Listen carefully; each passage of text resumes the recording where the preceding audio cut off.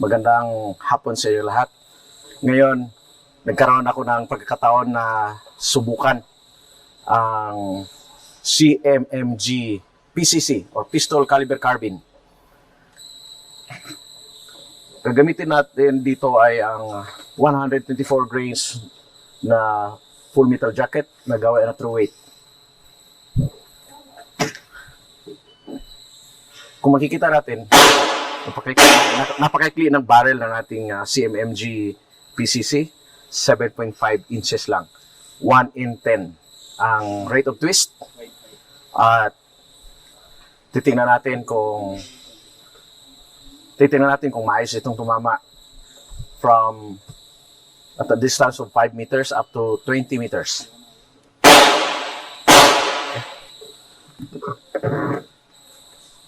So, dinisassemble ko yung barrel para inyong makita yung mga components. Ito yung lower assembly, bolt assembly, carrier assembly, upper assembly. At ang ginagamit natin ay yung Acro. Red dot siya, no? Acro ang kanya brand. At ituturo ko rin sa inyo kung bagong install na site, ano ang gagawin para mas madali ang zero.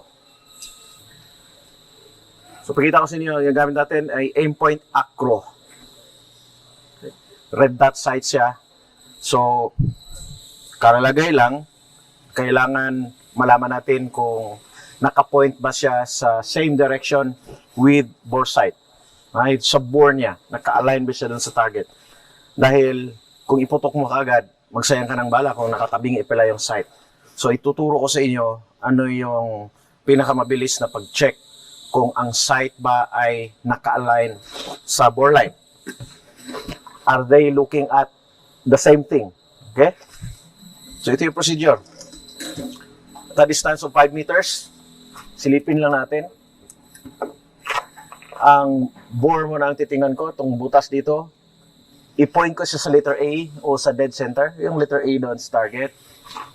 Point ko siya. Letter A. Ayun.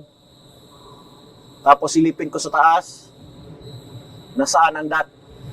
Okay? So, nakita ko ang dot ay medyo naka-right. Hitting right. So, ang bore natin ay naka-align sa letter A. Ang sight ay naka-hit right. So, naka-tamingi siya ng konti. So, i-validate natin to sa pamamagitan ng aktual na pagputok. Saan naka-point ang aking sight? So, i-adjust ko siya para ma-zero natin na mas mabilis. So, nakita ko nasa taas, naka-aim, naka-right. Okay? So, this time, i-assemble natin.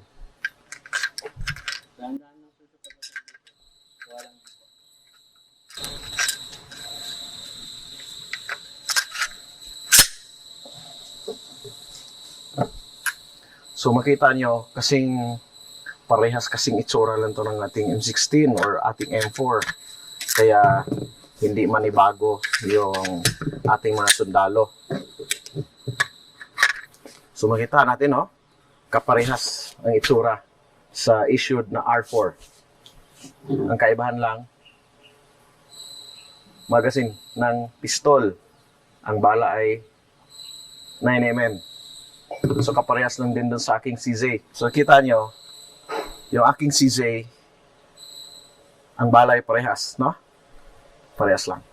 So mamaya iputok ko yung aking CZ, iputok din natin ating PCC. Hindi sa lahat ng panahon na tayo ay makapagputok ng ating rifle, yung caliber 5.56 mm, dahil maraming restrictions dito. Halimbawa sa range na to ay hindi pinapayagan na iputok ang high caliber weapons. So, ito, though mukhang rifle, actually pistol ang bala, so allowed siya na iputok dito. Okay? So ngayon, simulan na natin ang zero. distance of 5 meters. Titingnan natin kung tama yung aking initial assessment. Ang ating sight ay nasa up, nasa right, no? Sa right siya naka-aim.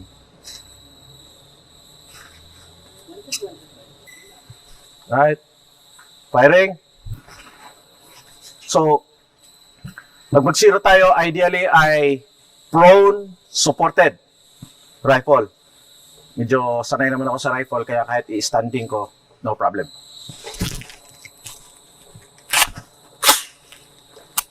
So, i-aim ko siya sa letter A. Titingnan natin kung ang bagsak ba ng bala ay nasa letter A. Pangalawa, alam na alam, i-remind ko kayo na ang sight natin ay naka-aim sa right up. Tingnan natin kung ano yung tama niya, actual na tama.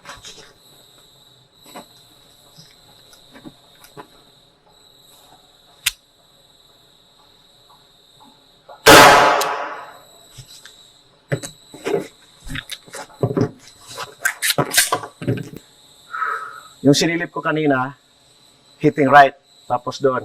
Pero ngayon, andito siya tumama. So yung kapag ang dot ng acro na red dot sight ay naka-aim doon, ang bore line ko ay dito, ang tama niya nasa baba. So iba yung behavior niyan. Nakita ko ngayon na hitting right, down. Ang susunod na gagawin ay shot group to validate kung saan talaga yung group o yung tama natin ay kailangan mag-group. So 3 rounds shot group ang aking gagawin. Emphasize ko maraming nagsasabi group shot. Ang group shot para sa picture taking yon. Pag shooting, shot group. So if we want to establish shot group, either 3 round shot group or 5 round shot group. Ang gagawin ko, gusto ko magtipid, 3 round shot group. At pag sinasabing shot group, nagtabi-tabi. Hindi shot group yung kung saan-saan mo bagsak ang bala. So it's very important that your marksmanship skill is good, you are proficient para maka-establish tayo ng shot group. Right.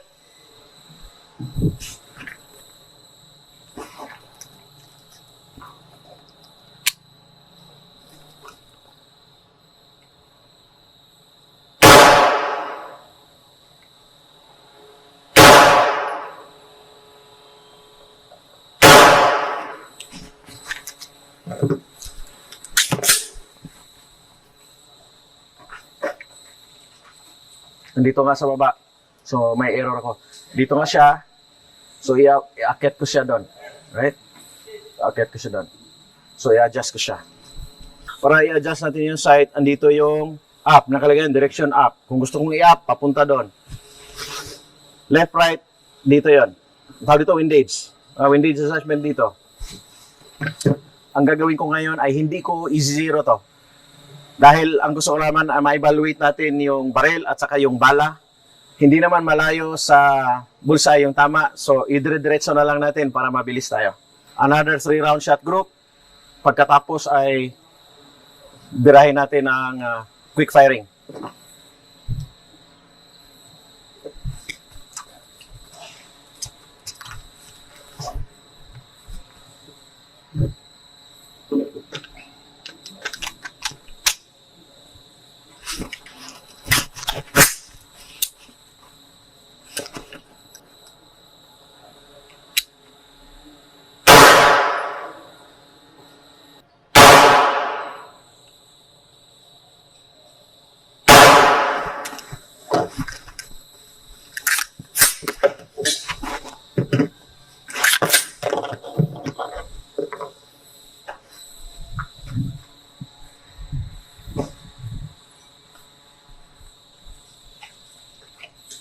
So, ito yung tama natin. Dito ako naka-aim. Dito yung tama. Hitting right, hitting low. Pero, no problem. Tatama yan hanggang 20 meters. Ipakita ko sa inyo yung basic stance. Standing position. Quick fire. Okay? Basic stance. Kita ko sa inyo. Quick fire, basic stance, shoulder wide. Yung stance natin, yung luwag ng ating paa, shoulder wide. Okay, yan yun. Slightly bended ang knee. Upper body towards the balls of the feet. Medyo ibaba natin ang ulo. At later on kasi ang barrel ang iangat natin papunta sa ulo. Hindi pwedeng ang ulo ang ihabol sa barrel. Mali. So dapat yung ating ulo ay dati ng kung saan ka comfortable na pumutok, kung ganito ka. So therefore, ang barrel mo yung iangat papunta doon. Hindi pwedeng magsalubong sila na ganon. Angat mo rin. So pampabagal yun. Okay. So, ito, stance, standing position. So, sa pistol, parehas din yun. Ganito rin. Aggressive stance, combat stance. Bakit ganito? Bakit ba ganito yung tinatawag na combat stance? Dahil sa actual na tactical engagement, dapat nagmo-move tayo. While we shoot on the move, we shoot while proceeding towards cover. Sa tactical shooting scenario yon. Hindi yung firing range mindset na ang iniisip mo, hindi naman buwabara sa'yo target paper. Okay? So, dapat ganito, dahil para kung mag-move tayong puputok, naka-ready tayo. Okay? Either move sidewards, move papunta sa likod, o pumuputok tayo naglalakad. Yun yung purpose. Kasi kung nakaganon tayo, nakatayo tayo ganon, very stiff, no? Kung nakatayo tayo na ganyan, very stiff, hindi tayo ready for tactical engagement. So, yan ang purpose ng combat stance. Ang gusto kong makita ay yung split. Split, ang ibig sabihin, ano yung distansya ng time ng bala. Pung, pung! At this distance sa pistol ay nagagawa namin yan ng ilan? 0.80? 0.18? 0.2? 0.18? Pwedeng mabilis ang split, wala na bang tama. So, yung split, itimpla mo siya sa skill mo para mapanatili mo yung accuracy. Dahil sa shooting, ang pinag-usapan natin ay accuracy. Kahit ganong kakabilis pumutok, hindi naman accurate, walang kwenta. Okay? So, marami dyan, ang gara ng mga gamit, ang ganda ng replay. Pag tingnan mo sa malayo, ang husay, ayaw niyang makita ang kaniyang target paper dahil wala naman palang tama. Tikal ang tawag doon. Ha? Nauna yung tikal. Nauna ang forma. So, kailangan mag-training tayong mabuti, lalo na sa mga sundalo, dahil mataas ang expectation sa atin sa level ng ating marksmanship skill, dahil ang ating weapon ay nakakamatay. So, kapag buwabaril tayo, either to incapacitate the target para ma-aresto natin, or kailangan talagang patamaan na i-take down dahil terorista na magpaputok ng bomba. Dito kagad sa ulong tama nun, ibig sabihin. So, we know the rules of engagement. We apply our marksmanship skill para tama yung application of force. Okay? And hindi natin kalimutan, parati ay calibrated amount of force ang ina-apply sa threat. Kahit nasa firing range tayo, tandaan natin, it is our responsibility to ensure na calibrated amount of force ang ina-apply natin gamit ang ating weapon system, at magagawa natin yon kung mataas ang level ng ating marksmanship skill. Okay? Hindi pwedeng patsamba na rat-ratin mo na lang dahil kalaban ng estado. Hindi pwedeng rat-ratin mo na lang dahil may bit-bit na baril. At a distance of 25 meters, kaya nating patamaan yan na i-incapacitate natin. Kung may hawak na baril, kahit yung baril, kaya nating patamaan yung mismong baril niya. Yun ang tawag doon, incapacitate. So we have different levels of marksmanship skills. Pag basic marksman, sa lahat ng mga sundalo, kaya niyang patamaan up to 250 meters, man-size target. Pag ang skill ay designated marksman, kaya nang patama sa ulo hanggang sa kalahating kilometro. Pag sniper, 500, 600, 700, 1,000, kaya niya magpatama ng man-size target. So, doon ma-distinguish yung different marksmanship skills na level na ina-apply natin sa isinasagawa natin na either law enforcement support operations para sa aming sundalo or counter-terrorist operations or combat operations. Ang tawag doon na focused military operations. Alright. Subukan natin yung tinatawag na split. Titingnan natin kung tatama pa ako sa alpha zone. Tingnan natin ang accuracy. And of course, kung magluloko ba itong baril. Kasi ito talagang bagong assemble. Ako lang ay ni-request para siya ay i-evaluate. Kung okay.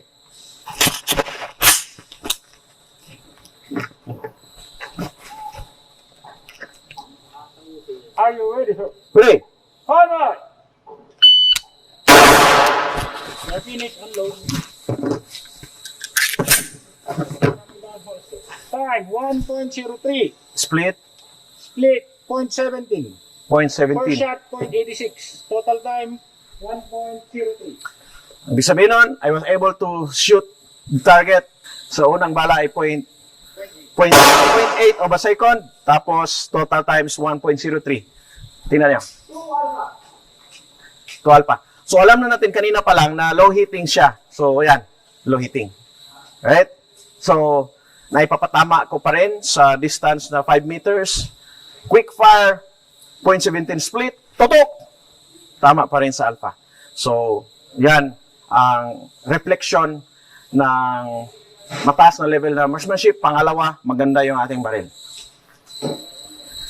Magka-partner kasi yun. Magka-partner kasi yun. Ang tinitingnan natin pag sa mga marksmanship demonstration, maganda dapat yung baril in the first place. Ang bala din. Magandang baril, magandang bala, at yung pinaka-importante sa lahat, yung man behind the gun. Kailangan mataas ang level ng marksmanship. Yung iba, nauna ang investment sa baril na bumibili kagad ng napakamamahal na baril, pero yung kanyang skill ay pang sityo-sityo lang. So, kailangan i-elevate natin yung ating marksmanship skill para sumabay doon sa gamit. Pero hindi ko sinasabing mali na dapat the best yung ating weapon system. Itimpla natin yun sa capability ng ating bulsa. Ako, nag-start ako sa M16A1 na matino, na CMP chrome bore, at pinalambutan ko lang yung trigger from 6.5 pounds, ginawa ko siyang 4 pounds, at yun ang ginamit ko noong 2004 para talunin yung mga nagra-rifle sa IPSC. M16A1 lang. Okay? So it's the man behind the gun, actually. Meron isang emphasis na i-share sa inyo. Kapag tayo naka-red dot sight, ibig sabihin ng red dot sight, optical sight, yung ating sight system ay red dot ang makikita mo. Ito yon, nandito. So kapag ganong klase na sight ang nasa weapon natin, both eyes open. BEO. Tingnan niyo akong bumaril. Tingnan niyo akong bumaril, ha? Both eyes open. Ayan, o. Nakabuka ang dalawang mata. Ayun. Kapag ikaw ay bumaril na nakapikit ang isang mata, no-go yun. Ha? Ibig sabihin, beginner yun. Ha? Kailangan nakabuka ang dalawang mata dahil importante sa isang shooter na meron siyang peripheral vision. Hindi nawawala yung peripheral vision. So, dalawang mata naka-open. Lalo na kung papasok ka sa kwarto for close quarter combat, kailangan ang situational awareness mo mataas. Nakakita ka sa gilid mo dahil baka may biglang lumabas na nakatutok sa iyo. Iyan ang purpose. Both eyes open. Okay? So, hindi nakaganon, ha? And kapag sa mga sniper scope, ganon din. Both eyes open.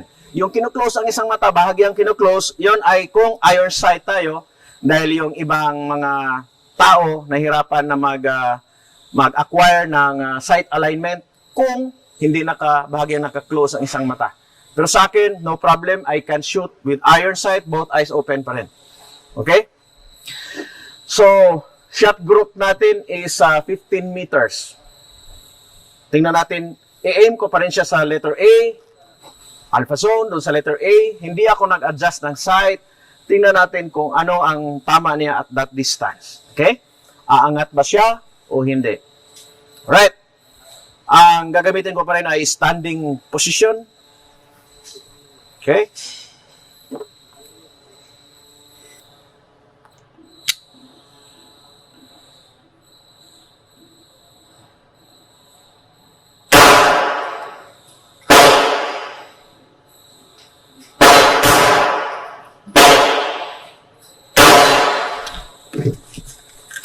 Ay, tingnan natin kung tama-tama pa rin tayo sa letter A.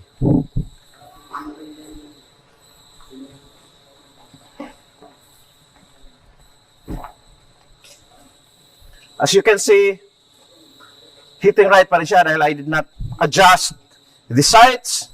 Hitting right na tayo dun sa 5 meters, sa 15 meters, obviously hitting right pa rin. Pero nakikita natin ay umaangat na yung ating tama. Dito ako nag-aim, andito na yung level ng kanya. So katatapos natin ng shot grouping exercise at a distance of 15 meters, napatunayan natin na umangat kusa yung ating sight. We are now ready to shoot at a distance of 25 meters. Okay? Minsan, nakakasira talaga yung opisina, wa? Yung pag-uopisina, minsan nakakasira sa marksmanship skill. And for that reason, from time to time, I visit the range to review my marksmanship skills. Kasi ang shooting skill ay bumababa, perishable skill.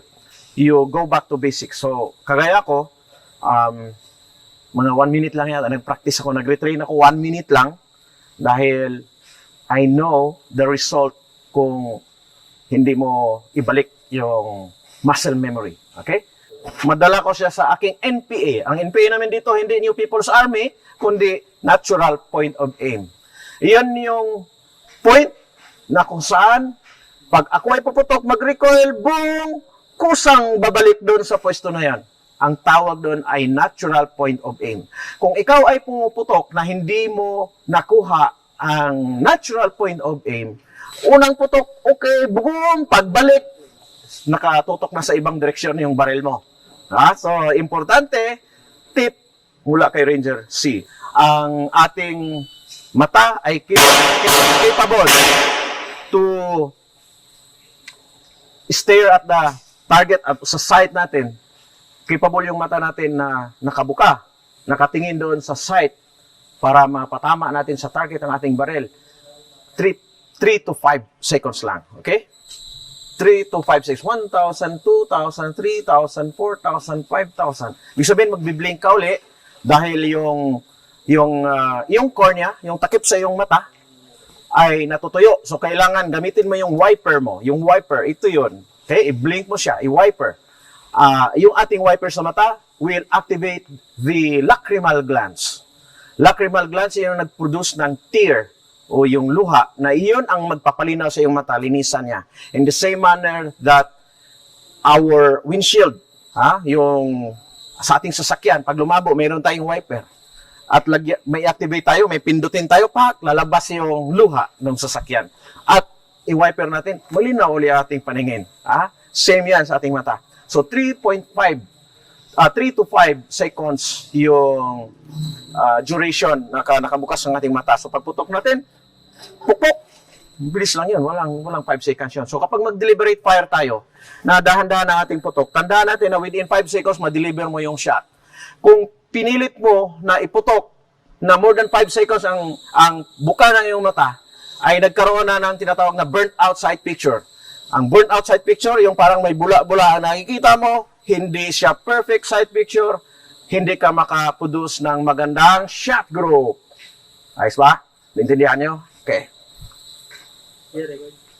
Meron pa akong i-share na isa, importante.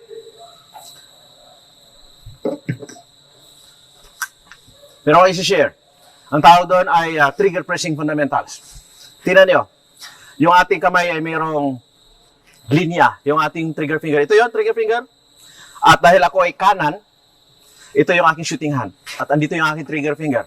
Okay? Malinaw tayo Ngayon, pag hawakan ko yan, grip sa grip. Pag grip yan, parang humawak ako ng hinog na saging. Hindi siya mapisat. Kasi kung i-grip mo yan na talagang pisatin mo, parang galit ka sa karibal mo, masira yung ating pagre-relax ng ating trigger finger. Maapektuhan. Kaya ma-stress. Pag na-stress yan, merong palo papunta kaliwa. Ang tama mo dahil hindi siya directly rearward. Supposedly, sa pressing, ay directly rearward ang hila ng kamay mo, ito trigger finger, directly rearward, nang sa gayon ay hindi maapektuhan yung sight picture. Yung sight picture mo, nandun sa letter A, consistent ka doon, pagkalapit mo, boom, rearward, Wala siyang movement pa ganon. Walang pagkalabit mo, hindi pa ganon.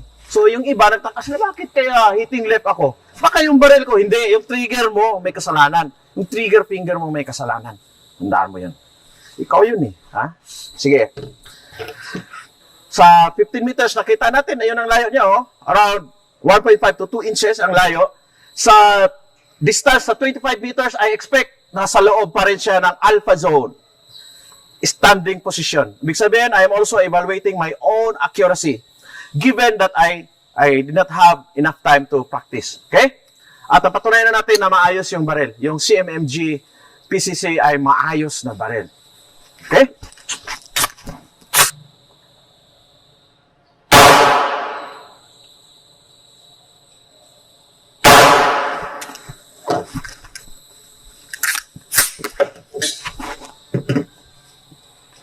Walang daya kasi nakatutok yung camera doon eh. Ha? Yan natin. Ayan. Ayos ba? So, tatama tayo. Tignan mo yung gamit kong bala ko, reload yan. Conical. Conical, di ba? So, yan gamitin kong bala. Tingnan natin kung maayos pa rin tumama. Ang ating PCC ba ay namimili ba ng bala o hindi? Okay?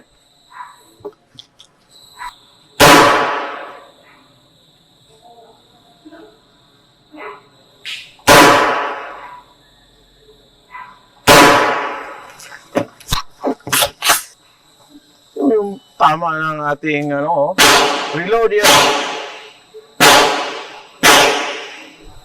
Tignan mo, maayos, hindi siya namimili ng bala. At napakaganda ng ating conical na hand loads. Okay? Subukan natin sa 20 meters.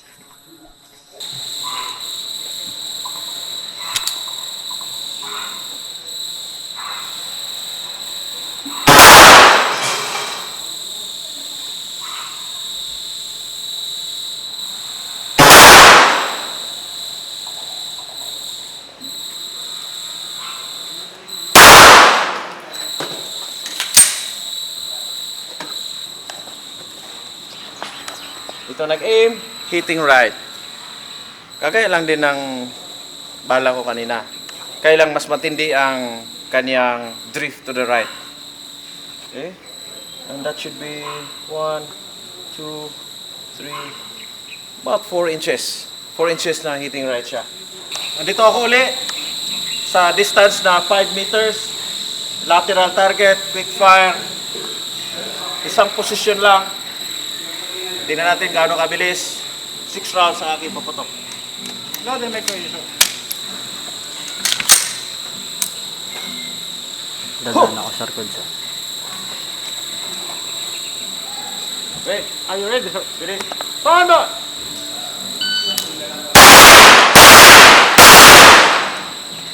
Time, 2:73. If you finish unload, choke, please. Ayaw talaga. 2:73. One down. First shot, sir. Na-overshot. Oo nga. Nabalik ko ano? Buti na balik. Ganun pa rin, sir. 0.15, 0.16 yung mga split. Yung traverse, 0.68. 0.95. Yun yung pinakamatagal. Ah, first shot pala, 0.95. Anim na rounds na yun, 2.73 seconds. 2.73. So, naka-average siya ng 0.5 second. Pero ano yun, may time kasi yung pag-up, may time yun, paglipat, bawat target, traverse, may time ulit yun. Okay? So, yung split ko ay nasa around 0.17, 0.15, 0.16. 0.15, Yes, sir. 0.16. 0.15 of a second. Okay? But, ang gagawin natin, kapag may baril tayo, whether pistol or rifle, mag-stick ka sa isang hand load. Mag-stick ka sa isang weight ng ulo. Para kung na-zero mo na siya, na-establish mo na yon, then hindi ka mawawala ng confidence na tatama ako dito sa bala na to. So you know in the first place na yung bala mo na yon ay zeroed ka doon. Kung hindi ka tumama, huwag mong sisihin ng kung ano-ano. Sisihin mo yung RO, sisihin mo yung ganito. Ang tawag doon, 1001 alibis. Ha? maraming sinisisi yung mga shooter kung sila ay palpak. Hindi nila sinisisi yung sarili nila. Actually, unang-una mo sisihin sarili mo eh. Because you could not correct the problem if you do not understand that you have a problem in the first place. Ang karamihan ng kamalian ng isang shooter eh, doon sa sarili niya eh. Ha? Kasalanan niya dahil paiba-iba yung bala ginamit. Okay? Kasalanan niya dahil hindi siya nag-practice. Kasalanan niya sa painom-inom siya. Kasalanan niya dahil ang practice niya, golf. Lalo na kung practice niya, golf. Ha? Panay lasing-lasing giro siya. Tapos mag-shooting siya, siyempre pangit ang tama, sisihin ang lahat, hindi siya. Sa sarili niya sisihin. Right?